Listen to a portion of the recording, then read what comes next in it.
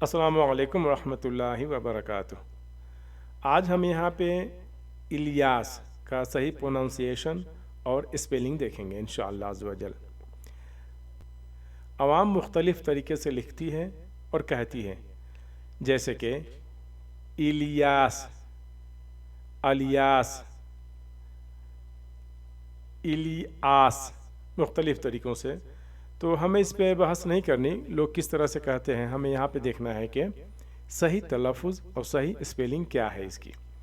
تو الیاس چونکہ یہ قرآن میں آیا ہے، الیاس علیہ السلام کا نام قرآن میں آیا ہے، اور یہ ہے سورۃ الانعام آیت نمبر 85۔ اعوذ باللہ من الشیطان الرجیم، بسم اللہ الرحمن الرحیم۔ وَزَكَرِيَّا وَيَحْيَا وَعِيسَى وَإِلْيَاسَ، کیا ہے؟ الیاس، الف لام زیر ال، الف لام زیر ال، یا الف زبر یا، الیا، سین زبر سا، الیاسا، لیکن وقف کریں گے، روکیں گے تو کیسے پڑھیں گے؟ الیاس، الیاس، ال اور یاس۔ اس حساب سے جب ہم دیکھیں گے تو اس کا صحیح اسپیلنگ ہوگا اور لکھنے کا طریقہ ہوگا۔ تلفظ تو ہم نے سیکھ لیا، کیا؟